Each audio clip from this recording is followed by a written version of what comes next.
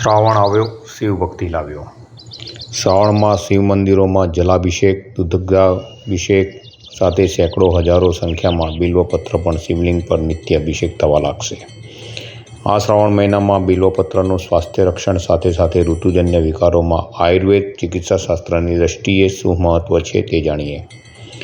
બિલ્વપત્ર, જેને સામાન્ય રીતે બીલીપત્ર અથવા બેલપત્ર તરીકે ઓળખવામાં આવે છે, જેનું વનસ્પતિશાસ્ત્રીય નામ એગલ માર્મોલેસ છે. તે રૂટાસી કુટુંબનું સભ્ય છે.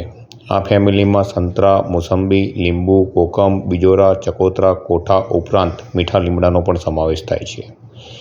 સુગંધિત પાન અને પુષ્પ ધરાવતું આ વૃક્ષ પર કાંટા હોય છે. પ્રથમ નવરાત્રની અધિષ્ઠાત્રી દેવી મા શૈલપુત્રીનું પૂજન બિલ્વપુષ્પથી કરાય છે. શ્રી સૂક્તની એક ઋચા જણાવે છે કે આદિત્ય વર્ણે તપસોધિજાતો વનસ્પતિસ્તવ વૃક્ષોત્થ બિલ્વ તસ્ય ફલાની તપસનાદંતુ મયા અંતરયાશ્ચ બાહ્યા અલક્ષ્મી. આયુર્વેદ ચિકિત્સાશાસ્ત્રમાં કાચા બિલાને જ ઔષધ તરીકે વર્ણવેલ છે. વર્ષા ઋતુકાળ એટલે કે શ્રાવણ ભાદરવામાં બફારા અને વરસાદના પ્રભાવથી પાણી માત્રનો જઠરાગ્નિ બગડે છે, એટલે કે પાચન સંસ્થા વિકૃત થતાં અપચાજન્ય ઝાડા, ઉલટી, તાવ, કળતર થાય છે.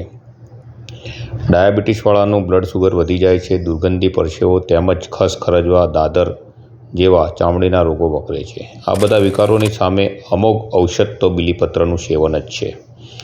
શ્રાવણમાં નવપલ્લિત ગુણા 8 બિલ્વપત્રને ધોઈ ચંદનથી તિલક કરી શિવજીને બિલ્વાષ્ટક સાથે અર્પણ કરી એ જ 8 બિલ્વપત્રનો પ્રસાદ સ્વરૂપે ઉપયોગ કરવો જોઈએ.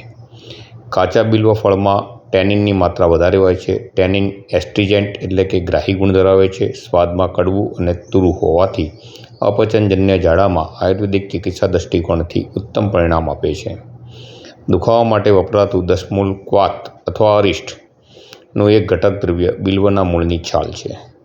બિલ્વપત્રને લસોટી નીચવીને કાઢેલા રસ મેદસ્વીપણા ઉપરાંત બ્લડ શુગર તેમજ સ્કિન ડિઝીઝ ધરાવતા દર્દીઓને ઉપયોગી થાય છે. શ્રાવણ માસમાં સેંકડો હજારો બિલ્વપત્ર શિવજીને અર્પણ કર્યા પછી નદી, તળાવ કે દરિયામાં વહાવી દેવાય.